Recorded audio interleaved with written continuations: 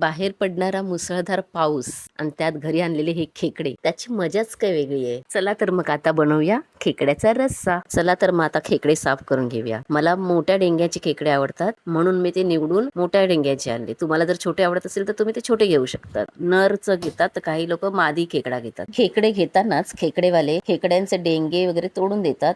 उरलेले आपण घरी आणायचे आणि तोडायचे जसे आपल्याला हवे तशाप्रमाणे. चमच्याच्या सहाय्याने आता मी ते खेकडे उघडून घेत आहे. आता ते मी खेकडे उघडून घेतले आहेत. खेकड्याच्या आतमध्ये हे ऑरेंज कलरचं दिसतंय ना, ती त्याला लाख म्हणतात. ती पण घेतात आमटीमध्ये. आता बाकीचे खेकडे पण अशाच प्रकारे मी उघडून घेणार आहे. खेकड्याच्या रस्स्यासाठी आता आपण वाटप तयार करून घेऊया. नेहमीच्या वाटपापेक्षा हे वाटप जरा वेगळं आहे, कारण ह्याच्यामध्ये आपण खडे मसाले वापरणार आहोत. त्याच्यासाठी लागणारं साहित्य तयार केलं. कांदा, खोबरं, आलं, लसूण, थोडीशी काळी मिरी. आता तव्यावर थोडं तेल टाकून कांदा, खोबरं परतून घेऊया वाटपाचं साहित्य. कांदा परतल्यावर त्याच्यामध्ये थोडेसे धने, जिरे आणि खडा मसाला टाकायचा. आता ओलं खोबरं टाकून व्यवस्थित परतून घ्यायचं. सर्व साहित्य व्यवस्थित भाजून झाल्यावर थोडा वेळ त्यांना थंड करत ठेवायचं. थंड झालं की त्याला मिक्सरमध्ये वाटून घ्यायचं. आता फोडणी करून घेऊ. आता कढई गॅसवर ठेवून त्यात थोडंसं तेल घाला. नंतर आता त्याच्यामध्ये मसाला, हळद आणि वाटपाचा मसाला टाकू. जर चांगलं परतून घ्यावूया. वाटण व्यवस्थित परतलं की त्यात आपण खेकडे सोडूया.